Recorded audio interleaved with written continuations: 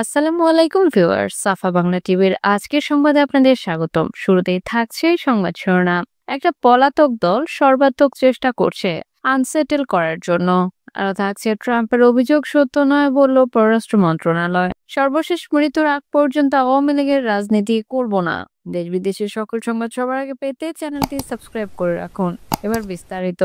একটা পলাতক দল দেশ ছেড়ে চলে গেছে বা তাদের নেতৃত্ব চলে গেছে, তারা সর্বাত্মক চেষ্টা করছে এটাকে আনসেটেল অস্থিতিশীল করার জন্য। এই মন্তব্য অধ্যাপক ইউনূসের।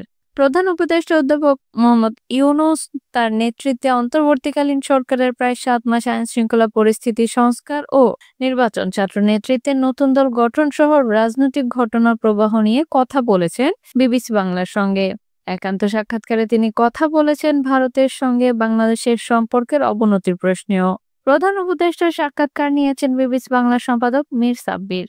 পাঠকদের জন্য সাক্ষাৎকারটি তুলে ধরা হলো। বিবিসি বাংলা। সর্বশেষ যখন আপনার সাথে আমার কথা হচ্ছিল ঠিক 1 বছর আগে, এর মধ্যে একটি বিশাল পরিবর্তন হয়ে গেছে বাংলাদেশে। আপনি তখন একটা গ্রেফতার আতঙ্কে ছিলেন। আপনি বলেছিলেন গ্রেফতার আতঙ্কের কথা। সেখান থেকে আপনি প্রধান উপদেষ্টা হয়েছেন, যার 6 মাস পার হয়ে গেছে। এই 6 মাসকে আপনি কিভাবে দেখেন? আপনি যা করতে চেয়েছিলেন প্রধান উপদেষ্টা হিসেবে, তাতে কতটা সফল হয়েছেন? প্রধান উপদেষ্টা। প্রথমে একটা সংশোধনী বলি। গ্রেফতার আতঙ্ক আমার কাছে কোনো আতঙ্ক ছিল না। একটা সম্ভাবনা ছিল যে আমাকে নিয়ে যাবে। I was taking it easy, যে নিলে নেবে, আমার তো করার কিছু নাই। যেহেতু আইন কানুন নাই দেশে, কাজেই তারা যা ইচ্ছা তা করতে পারে। ওর মধ্যে দিয়ে জীবন চলছিল আমার। সরকার যখন গঠন হলো, আমার কোনো চিন্তা ছিল না, ভাবনা ছিল না যে আমি হঠাৎ করে একটা সরকারের প্রধান হব, দায়িত্ব পাবো। এবং সেই দেশ এমন দেশ যেখানে সব তছনছ হয়ে গেছে, কোনো জিনিস আর ঠিকমতো কাজ করছে না। যা কিছু আছে ধ্বংসস্তূপের মধ্য দিয়ে কাজ করতে হবে। কাজেই আমার প্রথম চেষ্টা ছিল সেই ধ্বংসস্তূপ থেকে আসল চেহারাটা বের করে আনা, মানুষের দৈনন্দিন জীবন সহজ করে আনা। সেই চেষ্টার মধ্যে ছিলাম। তারপর আস্তে আস্তে ভবিষ্যৎটা কি হবে সেটার জন্য চিন্তা করা, কোন দিকে আমরা অগ্রসর হব। প্রথম চিন্তা আসলো যে একটা সংস্কার দরকার আমাদের।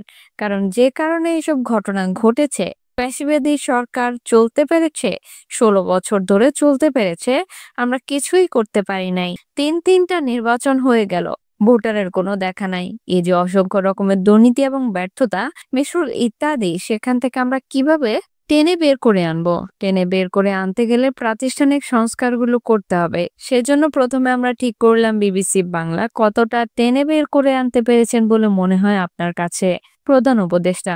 সংস্কারের বিষয়ে সংস্কার তো এখনো শুরু করিনি। বিবিসি বাংলা। না, যে বিষয়ে আপনি বলেছিলেন যে প্রধান উপদেষ্টা হলাম, তখন এক ধরনের পরিস্থিতি ছিল। প্রধান উপদেষ্টা। অনেক পরিবর্তন, চলে যাচ্ছি পরের সংবাদে। বাংলাদেশে 2 জন ব্যক্তির মালিকানাধীন প্রতিষ্ঠানে ইউএসআইডির $29 মিলিয়ন দেয়া হয়েছে যুক্তরাষ্ট্রের প্রেসিডেন্ট ডোনাল্ড ট্রাম্পের। এমন অভিযোগ সত্য নয় বলে জানিয়েছেন পররাষ্ট্র মন্ত্রণালয়। সোমবার এক বিবৃতিতে মন্ত্রণালয় বলেছে, ডোনাল্ড ট্রাম্পের আগের মেয়াদে প্রকল্পটি অনুমোদন দেয়া হয়েছিল। যথাযথ প্রক্রিয়ায় প্রকল্পের অর্থ এসেছে এবং যেসব সংস্থা এই বরাদ্দ ব্যয় করেছে তাও যথাযথ প্রক্রিয়ায় হয়েছে। পররাষ্ট্র মন্ত্রণালয়ের বিবৃতিতে বলা হয়, বাংলাদেশ ইউএসআইডির অর্থায়নে $29 মিলিয়ন প্রকল্প strengthening political landscape in Bangladesh শীর্ষক একটি প্রকল্প বাস্তবায়িত হয়েছে।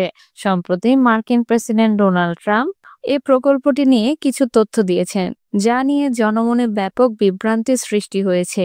এই প্রেক্ষিতে বিষয়টি পররাষ্ট্র মন্ত্রণালয় অনুসন্ধান করেছে। অনুসন্ধান থেকে জানা গেছে, প্রেসিডেন্ট ট্রাম্পের প্রথম মেয়াদে এই প্রকল্পটি বাস্তবায়নের জন্য ইউএসএআইডির যুক্তরাষ্ট্রের নিবন্ধিত ডেমোক্রেসি ইন্টারন্যাশনালকে ডিআই নির্বাচিত করে প্রকল্প প্রস্তাবনা আহ্বানের প্রেক্ষিতে অনেক আন্তর্জাতিক প্রতিষ্ঠান দরপত্র প্রক্রিয়ায় অংশগ্রহণ করে এবং একটি স্বচ্ছ প্রতিযোগিতামূলক প্রকল্প প্রস্তাবনা আহ্বানের প্রেক্ষিতে অনেক আন্তর্জাতিক প্রতিষ্ঠান দরপত্র প্রক্রিয়া অংশগ্রহণ করে এবং একটি স্বচ্ছ প্রতিযোগিতামূলক প্রক্রিয়া অনুসরণের মধ্য দিয়ে ইউএসএআইডি সিদ্ধান্তটি গ্রহণ করে।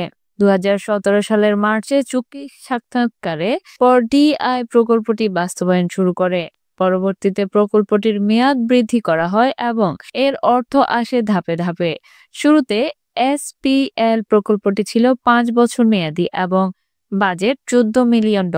প্রকল্পটির ব্যবস্থাপনায় ছিল ইউএসএআইডি এবং অর্থায়নে ছিল ইউএসএআইডি ও যুক্তরাজ্যের উন্নয়ন সহায়তাকারী প্রতিষ্ঠান ডিএফআইডি।